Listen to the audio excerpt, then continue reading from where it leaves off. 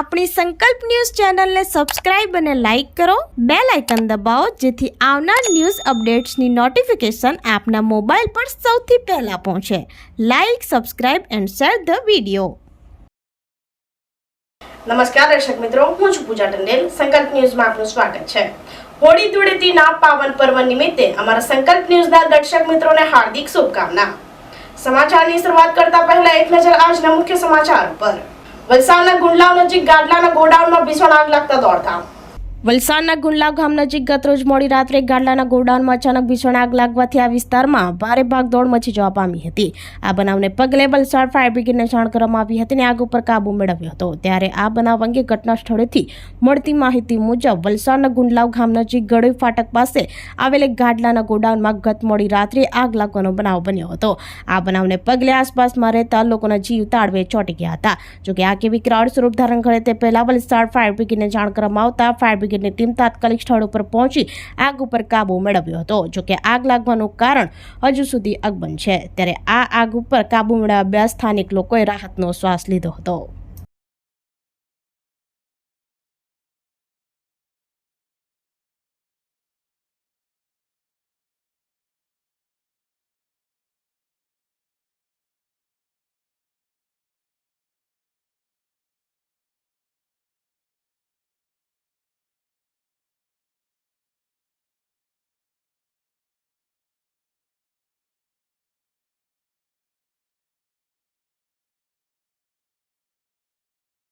વાપી નજીક કુંતામાં ટેમ્પોમાં ₹60.70 લાખનો દારૂ ઝડપાયો. પોલીસને જોઈ ચાલક ફરાર.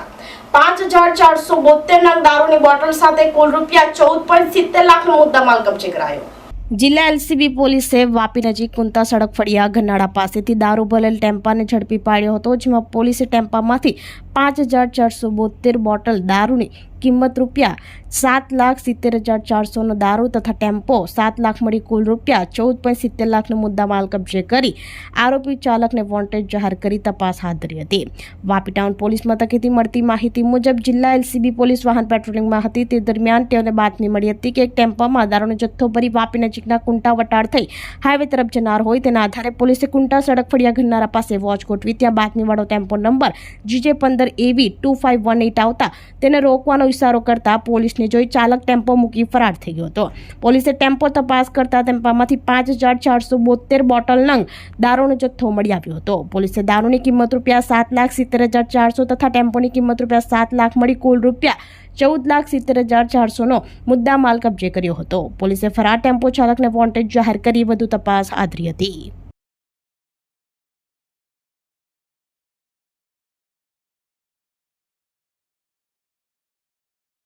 પારડીના ખડકીમાં એક ઘર પાસે ઝાડીમાં ઝેરી કોબરા સાપનું રેસ્ક્યુ કરાયું. પારડી તાલુકાના ખડકી ગામે ભંડારવાડ ખાતે રહેતા હીરાભાઈ ભગવાનજીભાઈ પટેલના ઘર પાસે ઝાડીમાં સાપ દેખાઈ આવતા જેની જાણ જીવદયા પ્રેમી મહિલા ભાવનાબેન પટેલને કરી હતી. તેઓ તાત્કાલિક સ્થળ ઉપર આવી પહોંચી સહી સલામત રીતે ઝેરી કોબરા સાપનું રેસ્ક્યુ કર્યું હતું અને જણાવ્યું હતું કે ગરમીની સિઝન હોવાથી ખોરાક અને પાણીની શોધમાં સરીસૃપો રહેણાંક વિસ્તારમાં જોવા મળે છે. ત્યારે સરીસૃપો દેખાઈ આવે તો આ અંગેની જાણ વન વિભાગ તથા સંસ્થાને કરવા અપીલ કરી હતી. ખડકીમાં ઝેરી કોબરા સાપને પકડી વન વિભાગને જાણ કરી જંગલમાં મુક્ત કરવાની તજવીજ હાથ ધરી હતી.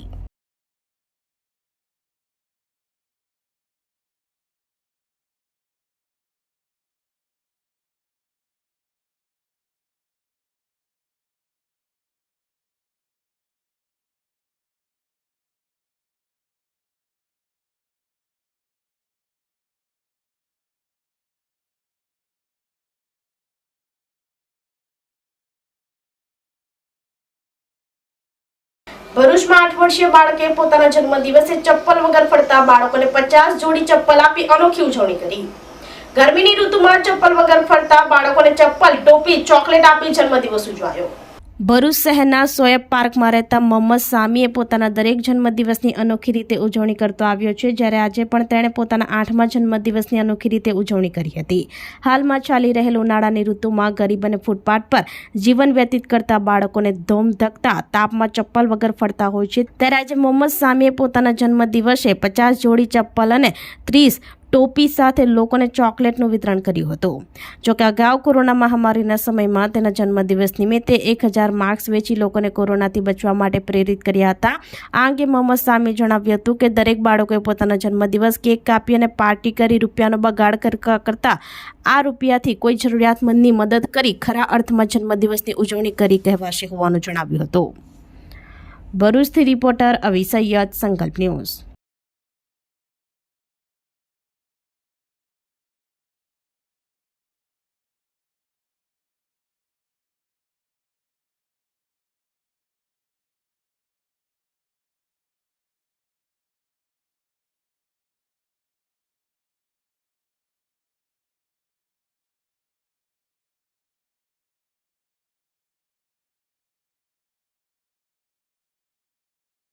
મારું નામ મોહમ્મદ સામી છે. આજે મારો 8મો જન્મદિન છે. મેં આજે મારા જન્મદિન મેં રસ્તા ચાલતા છોકરાઓને મેં ચોકલેટ, કેપ ને ચપ્પલ આપી રહ્યા છે. મેં એવું ચાહું કે તમે બી તમારા જન્મદિન મેં ચોકલેટ ને ચપ્પલ, કેપ और છોકરાઓને વેચો. Thank you. Umargam Inner Wheel Club દ્વારા ગર્લ્સ બોક્સ ક્રિકેટ ટુર્નામેન્ટમાં મહિલાઓએ ઉત્સાહભેર ભાગ લીધો. આઈપીએલની શરૂઆત થતાં જ ક્રિકેટ ખેલાડીઓમાં ભારે ઉત્સાહ હોય છે. ત્યારે ઇનરવીલ ક્લબ ઓફ ઉમરગામ દ્વારા ગાલા ફાર્મ ખાતે બનાવેલ ટફ ગ્રાઉન્ડમાં ગર્લ્સ બોક્સ અંડર 17 ક્રિકેટ ટુર્નામેન્ટનું આયોજન કરવામાં આવ્યું હતું, જેમાં મહિલાઓની કુલ 8 ટીમોએ ભાગ લીધો હતો. તમામ ટીમોનો ઉત્સાહ આઈપીએલ મેચ સાથે જોવા મળ્યો હતો. ફાઇનલમાં પહોંચેલી ટીમો વચ્ચે જીત માટે ભારે જુસ્સો જોવા મળ્યો હતો. તો ઇનરવીલ ક્લબ ઓફ ઉમરગામની બહેનોએ પરીક્ષા વાતાવરણ પૂર્ણ થયા બાદ ક્રિકેટ માટે ખાસ આયોજન કર્યું હતું. વિજેતા ટીમને ટ્રોફી અને ચેકનું વિતરણ કરવામાં આવ્યું હતું.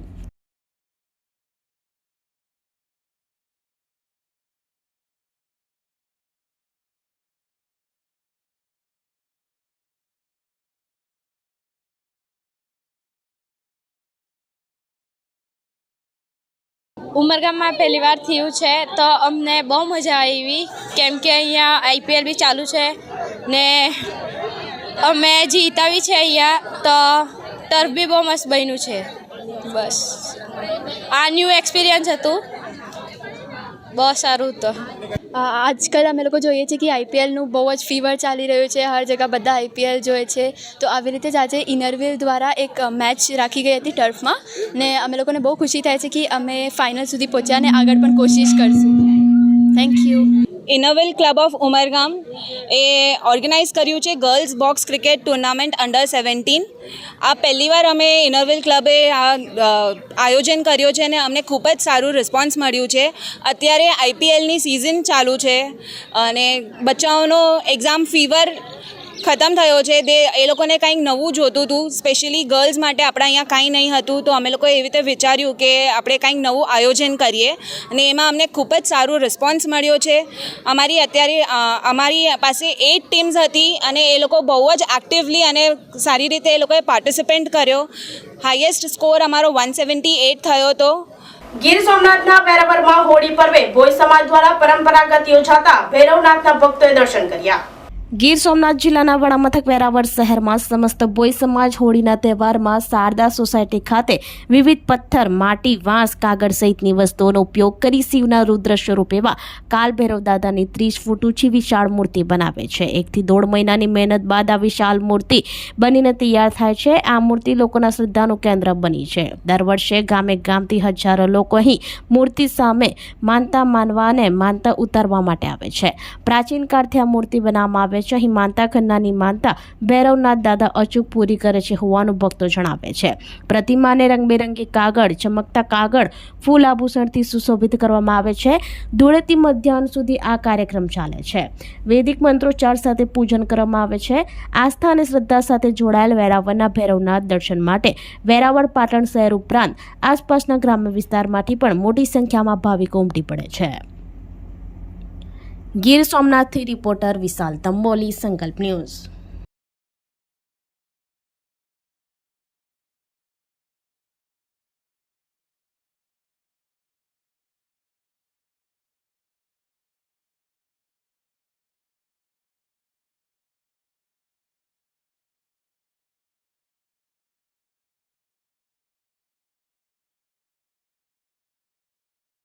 વેરાવળ ગીર સોમનાથ જિલ્લાના વેરાવળ મથકમાં વેરાવળ ભોઈ સમાજ દ્વારા જે કાળી ભૈરવની પ્રતિમાનું જે બનાવવામાં આવે છે તે લગભગ 350 વર્ષ પૂર્વે અમારા પૂર્વજો પરંપરાઓ ચાલુ કરેલી છે અને એ પરંપરાને આજની અમારી યુવા પેઢી પણ અનુસરી અને આને આગળ વધારીએ છીએ. આપ સર્વે ધર્મપ્રેમી જનતાને જણાવતા મને આનંદ થાય છે કે કાળી ભૈરવ દાદાની પ્રતિમા ઇકો ફ્રેન્ડલી રીતે બનાવવામાં આવે છે. એમાં માટી, પથ્થર, ઘાસ અને પંચગવ્યનો ઉપયોગ કરી અને પવિત્ર રીતે ગંગાજળથી ને બધું મિક્સ કરી અને એક ઇકો ફ્રેન્ડલી મૂર્તિ બનાવવામાં આવે છે. અને ઘણા વર્ષોની પરંપરા અમને પણ ખ્યાલ નથી, તે સમયનું કાળી ભૈરવ દાદાનું મુખ છે એ અમે પરંપરા મુજબ સાચવેલું છે. અને આ જે પ્રતિમા પૂનમને એક દિવસ આગળ બને છે અને ત્યારે રાતના 12 થી 1ની વચ્ચેનું મુખનું પ્રતિષ્ઠાપન કરવામાં આવે છે. તો આ તાજા સમાચારો, નવા સમાચારો સાથે કાલે ફરી મળીશું. નમસ્કાર. આપણી સંકલ્પ ન્યૂઝ ચેનલને સબસ્ક્રાઇબ અને લાઇક કરો, બેલ આઇકન દબાવો જેથી આવનાર ન્યૂઝ અપડેટ્સની નોટિફિકેશન આપના મોબાઈલ પર સૌથી પહેલા પહોંચે. Like, subscribe and share the video.